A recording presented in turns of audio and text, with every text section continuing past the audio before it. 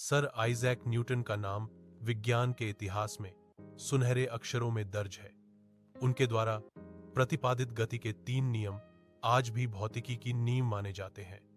Newton की कहानी एक सेब के गिरने की घटना से जुड़ी है, जो उन्हें प्रकृति में छिपे नियमों को समझने की प्रेरणा देती है। कहा जाता है कि एक दिन न्यूटन बगीचे में बैठे थे, तभी एक पका हुआ सेब पेड़ से गिरकर जमीन पर आ लगा। यह रोज की तरह एक सामान्य घटना थी, लेकिन न्यूटन के मन में एक असामान्य प्रश्न उठा। आखिर यह सेब हमेशा नीचे ही क्यों गिरता है? इसी प्रश्न ने उन्हें गुरुत्वाकर्षण के सिद्धांत तक पहुंचाया। लेकिन इसके साथ ही उन्होंने वस्तुओं की गति को समझने के लिए 3 महत्वपूर्ण नियम दिए, जिन्हें हम न्यूटन के गति नियम कहते हैं। पहला नियम बताता है कि कोई वस्तु तब तक अपनी अवस्था नहीं बदलती जब तक उस पर कोई बाहरी बल न लगाया जाए। यह नियम जड़त्व इनर्शिया पर आधारित है।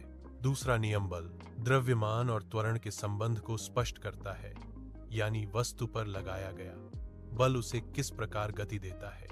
तीसरा नियम हर क्रिया के बदले समान और विपरीत प्रतिक्रिया होने की बात करता है। जैसे रॉकेट का ऊपर उठना उसके पीछे से गैस के विपरीत दिशा में निकलने के कारण होता है। न्यूटन के ये नियम केवल किताबों तक सीमित नहीं है, ये हमारे आसपास हर चलती वस्तु, साइकिल, कार, गेंद, यहां तक कि हमारे चलने फिरने तक में लागू होते हैं। प्रकृति की हर गति इसी अद्भुत वैज्ञानिक सोच का परिणाम है। न्यूटन की कहानी हमें यह सिखाती है कि साधारण घटनाएं भी बड़ी खोजों का आधार बन सकती हैं। बस जरूरत है अनोखा सवाल पूछने और उत्सुकता बनाए रखने की।